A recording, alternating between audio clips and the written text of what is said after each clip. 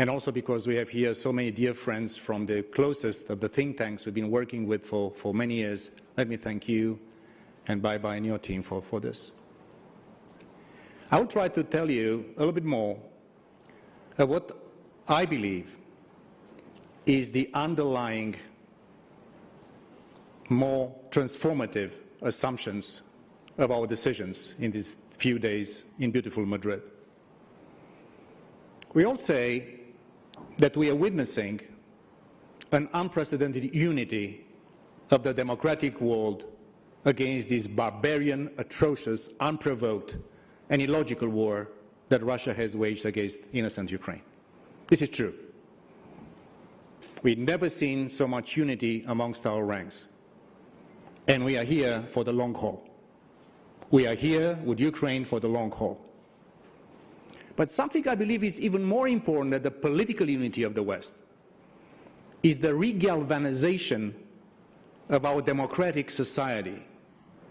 In every single train station in Europe and North America and elsewhere, you see volunteers with a Ukrainian flag and fundraising money for a charity to help their brothers and sisters in Ukraine.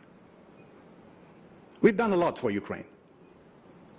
Since 2014, we are doing things for Ukraine. We'll continue to do things for Ukraine, even here at the summit.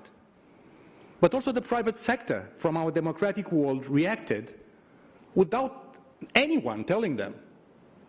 And you see internet restored in Ukraine, broadband, after a cyber attack by Russia against the satellite that was providing telecommunications and internet to Ukraine. You see major tech companies helping us and helping Ukraine in fighting cyber. This regalvanization of our democratic foundation, I think, is as important and probably more important than the political unity of our political leadership. And especially for our young generation. I said this before. I was a kid in my home country in Romania when USSR invaded Czechoslovakia. I was shocked. It seemed to me something inconceivable.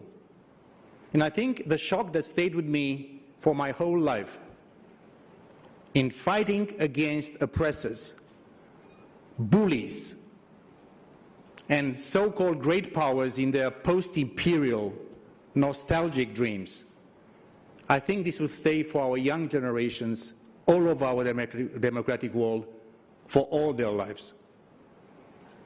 This holy triangle between politics, private sector, and civil society is the strength of our West, is the strength of our alliance, is the strength of the European Union.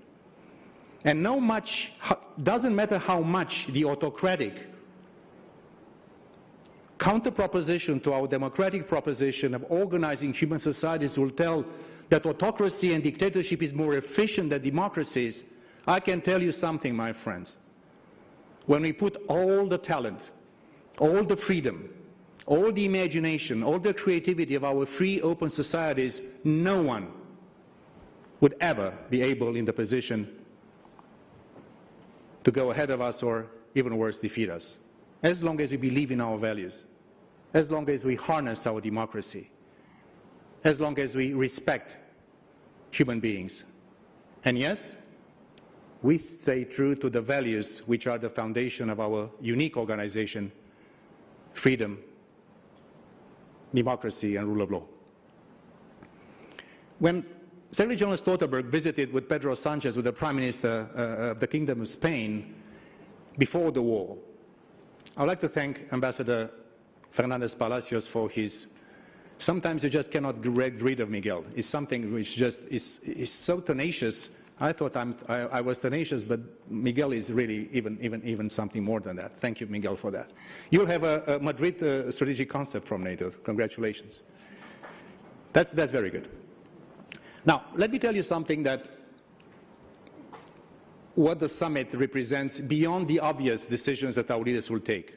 Strengthening posture on the eastern flank, continue to help Ukraine, and of course, hopefully, under the auspices of Jens Stoltenberg, eventually getting good news from our Scandinavian future new allies.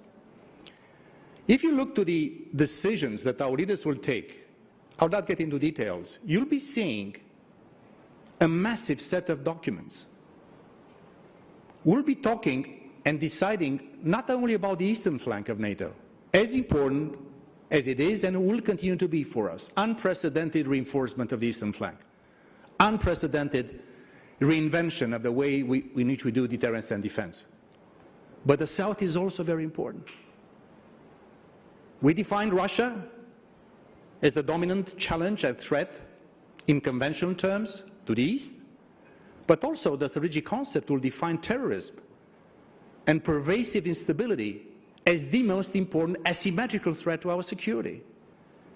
Just before, Secretary General was talking about climate change and security, food insecurity, scarce resources, fragile governments, very unhappy young populations. This is fueling terrorism. And as we have to be vigilant and be strong in countering Russia, we have to continue to invest in these neighborhoods of ours because they are important to our security. And this is what this 360-degree approach of NATO to security is so important. If you look again to the decisions that our leaders will take tomorrow, not all of them will catch the eye of the press, and it shouldn't. The press is in the business of highlighting the most important things. There are tens of documents that, in fact, reflect the gene of adaptability of NATO, which means a broader definition of security itself. We'll take decisions on cyber. We'll take decisions on resilience. We'll take decisions on hybrid. We'll take decisions in fighting disinformation. We'll take decisions on climate change and security. We'll take decisions on space. We'll take decisions on partnerships. We'll reinforce our partnership with the European Union. This is, in fact, what the summit of these 2 days in beautiful Madrid is representing. Is the answer of the democratic world to geopolitical revisionism. We have on our side the regalvanization of our democracies, a revitalization of our institutions, and a sense of purpose. And let me end in saying something to our Ukrainian friends. And dear Mayor, thank you so much for everything you do and your leadership. We are here for the long haul. And we know that your country needs support more and more and more. We are here to say that we'll be helping you more and more and more. Slava Ukraina. Your fight is our fight. Thank you so much.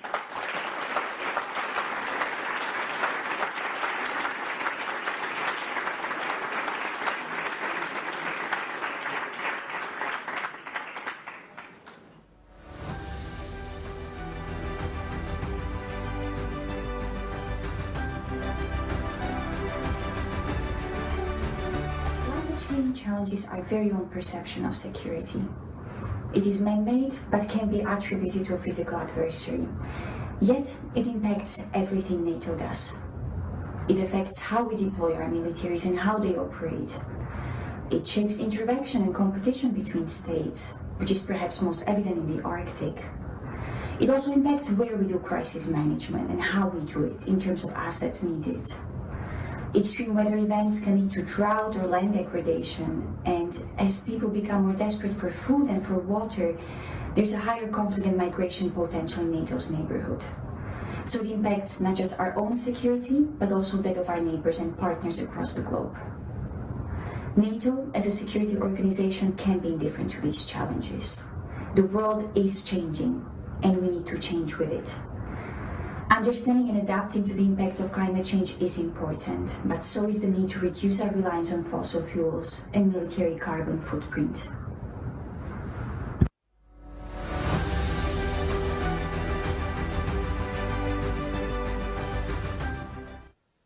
Gentlemen, if you would please kindly stand to bid farewell to His Majesty the King of Spain.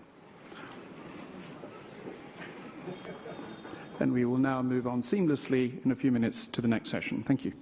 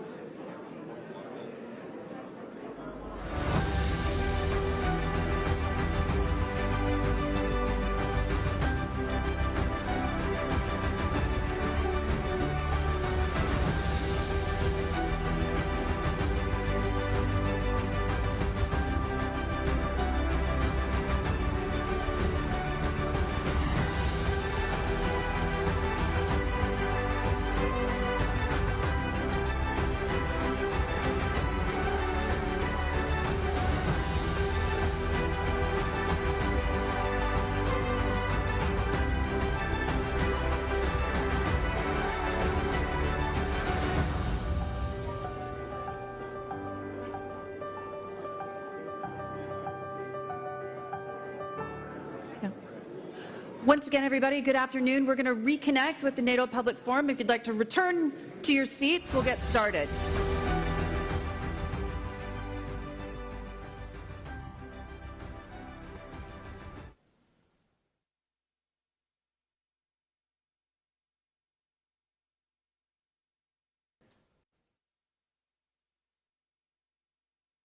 Ladies and gentlemen, we'd love to get started once again with the NATO Public Forum. We're going to be talking yet again about rising temperatures and rising tensions and how climate security, energy security, and national security are one. If you'd like to re-enter the hall and take your seats, we'll get started in just a moment.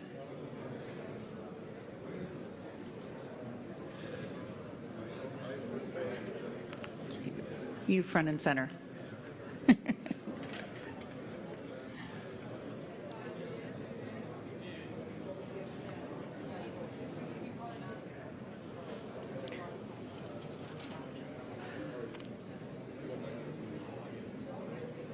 Once again, I want to welcome all of you to this high-level dialogue on climate and security. I'm Hadley Gamble, CNBC's senior international correspondent and anchor based in Abu Dhabi, covering geopolitics and energy and all of the above. It's fantastic to be back here at NATO with the Munich Security Conference, as well as the Atlantic Council and others, hosting what I think is a pivotal moment, frankly, for all of us that cover these issues and are interested in them, and certainly for the NATO alliance itself. I want to invite to the stage Rainer Bach. He's the founder of the Climate Neutrality Foundation, for a few remarks, and then I'm going to pepper him with questions. Rainer.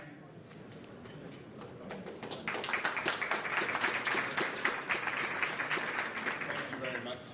Thank you very much, Hadley. Excellencies, ladies and gentlemen. I think there has been no time in history when the targets, the goals of climate policy, security policy, and energy security were so much matching. If we look at the problems in these three areas, they all have the same source. It is fossil fuels. It has been because of our excessive use of oil, coal, and gas that mankind has become a force of geological dimensions. We have changed the climate on the planet.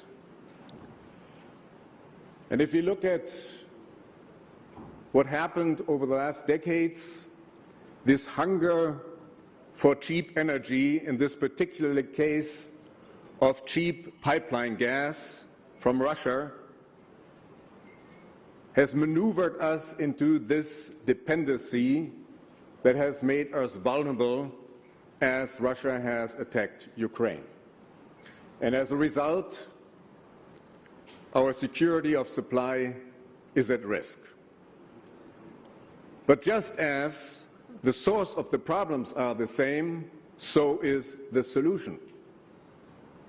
The solution is we have to invest into a magnificent increase of energy efficiency, and we massively have to expand renewable energies.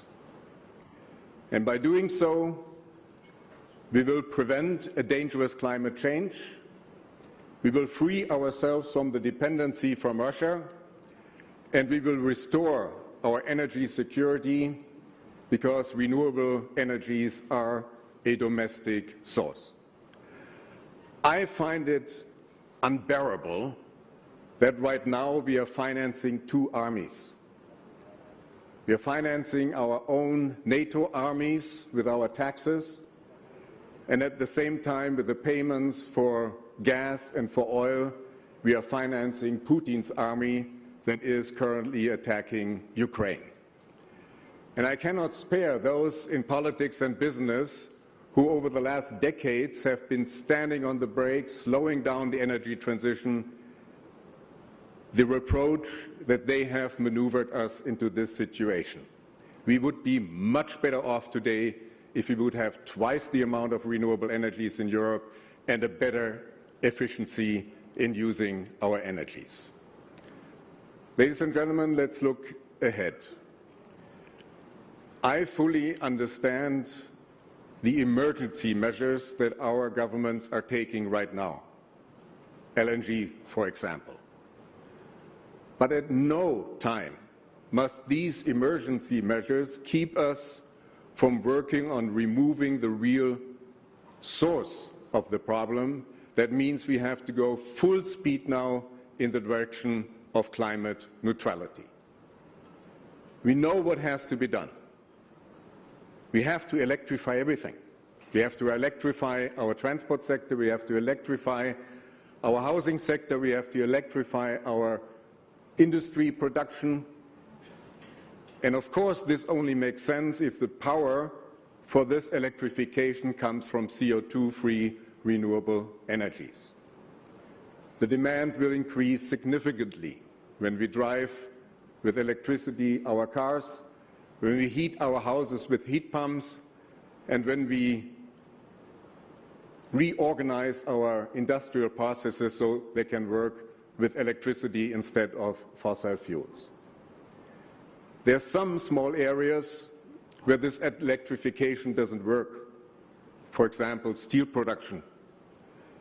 There we need hydrogen.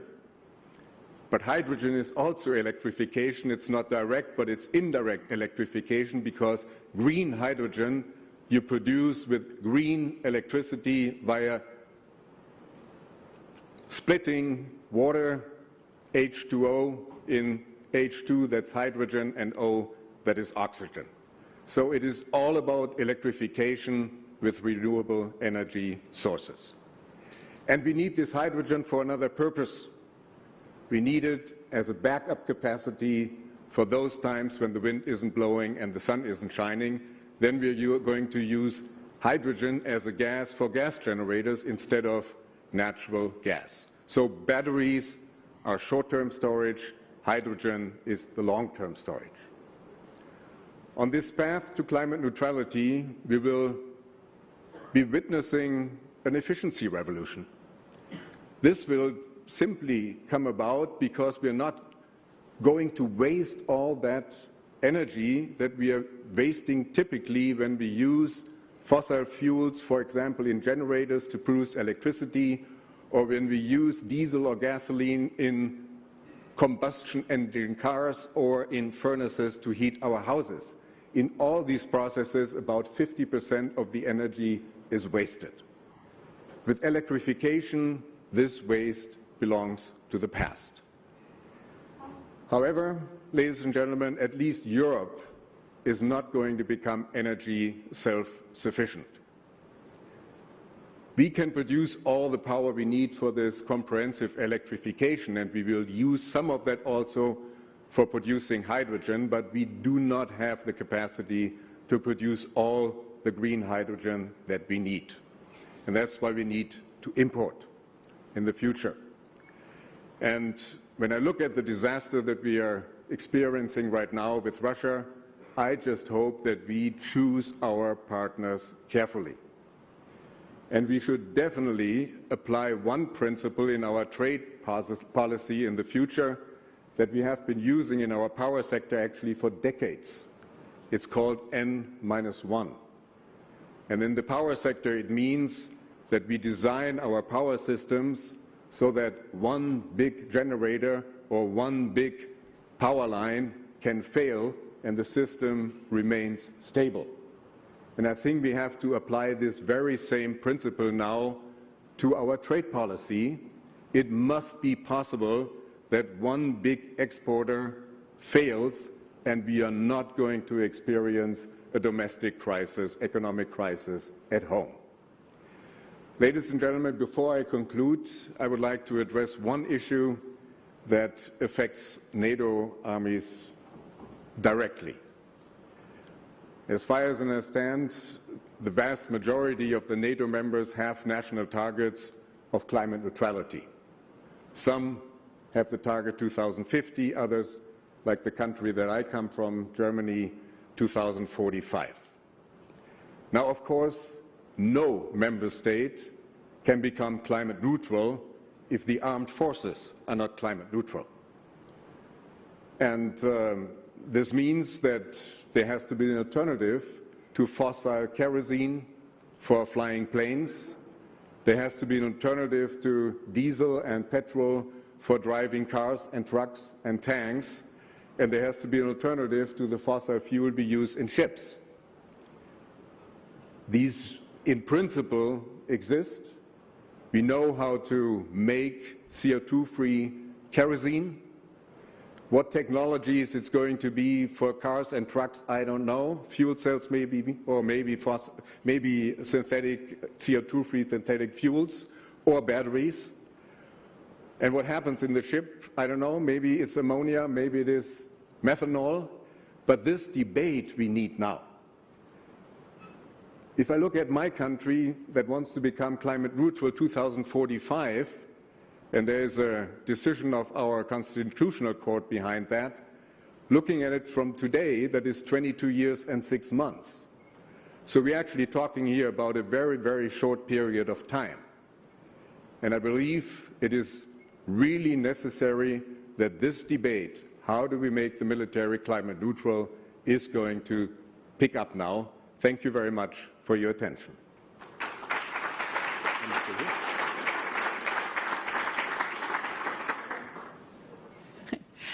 Rainer, I'd love to ask you to expand a bit on terms of the partners that you were discussing, because when we talk about partners in energy security and national security, we have to choose wisely. That's part of the conversation we've been having, whether it be Russia or China or elsewhere.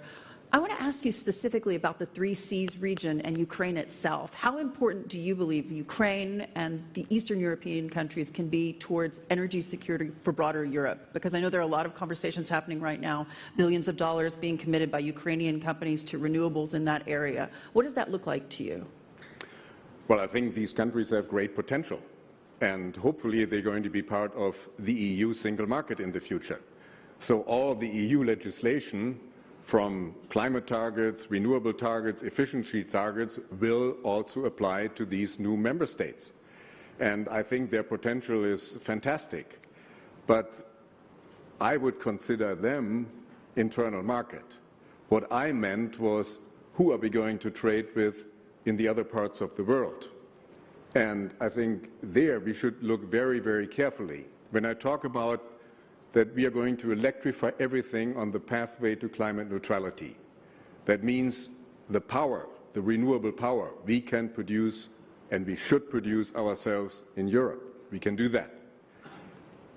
The hydrogen is the issue. And there are other parts of the world that have great solar and wind conditions, and there we should look carefully. Who are we going to partner with? And my suggestion is to look at democratically governed countries, like, for example, Namibia, like Uruguay, like Chile, and work with them, because democracies don't cause the problems that Russia has been causing lately. So that would be my suggestion. Work with these countries. They have great potential. Make them offers. And I think this is also very important that the industrialized countries include African and South American countries into this transition. When you think about that a bit more broadly, obviously I'm coming from a region of the world where some of the biggest oil producers are sitting. They have a lot of problems with the West's actions with Russia at this point. I'm talking specifically about the Kingdom of Saudi Arabia, the UAE, Kuwait, GCC oil producers. They're making incredible windfall profits from the energy costs that we're seeing today. And according to them, and according to their national strategies, they're plugging a lot of that money back into renewables. They're talking about hydrogen and elsewhere. Do you believe that those governments would pose a problem in terms of partnering with them for the future of European security? Because we're already talking to Qatar, obviously, to fill that gap of LNG. Yeah, we're talking with them in a situation where we don't really have many alternatives. I mean, why are they making these windfall profits? Because our economies rely so much on fossil fuels.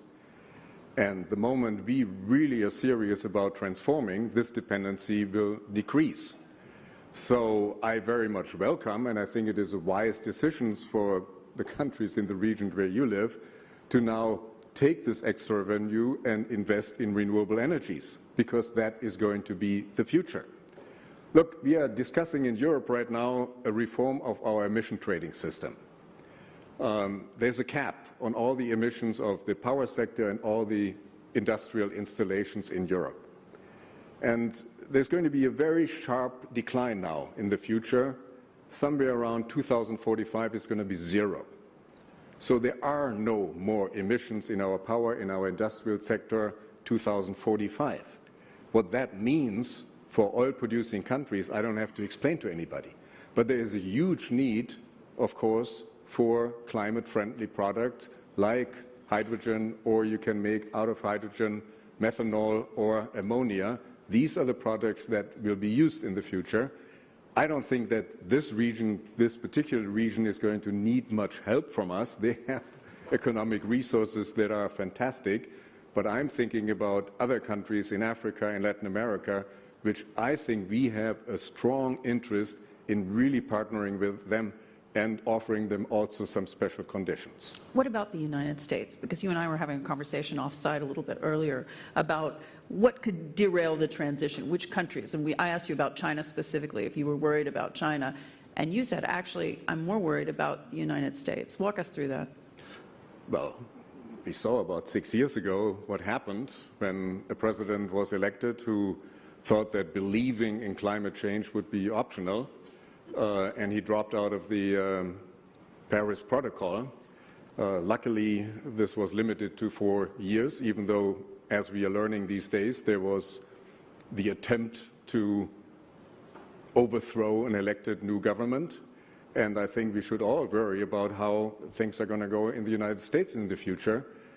It's the biggest economy, and it is the most important member of NATO, and we can just all only hope that it's going to have a stable government in the future that is standing behind NATO and that is standing behind the targets of climate change, the targets of battling climate change. As a son of a Saudi king once said to me, the energy market binds the world together. He was saying it in slightly a different context, but I'll apply it here. How do you believe energy can play a role when it comes to changing the minds or influencing the minds of countries that didn't necessarily support the UN resolution on Ukraine? Well, there are few countries that are important in other continents. Let's take South Africa, for example.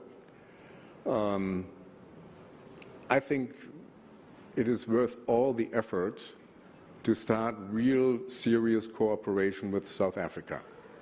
I just saw that President Ramaphosa had been invited to the summit in Germany. I think that is a good step.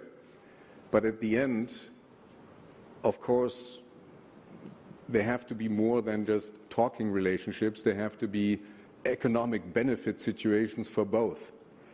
And we talked before a little bit about, for example, synthetic kerosene for flying planes. South Africa has a chemical plant, Sasol, that is the biggest in Africa.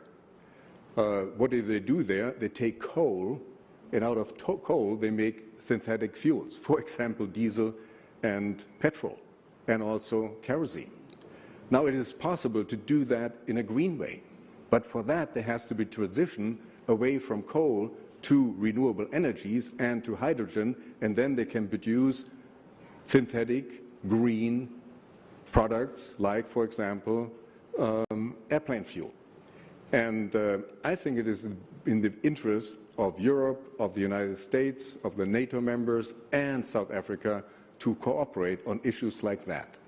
And I think if these things bring us together and there's a better understanding, then hopefully at the next vote at the UN Council, South Africa might vote differently. Rainer, thank you so much for joining us.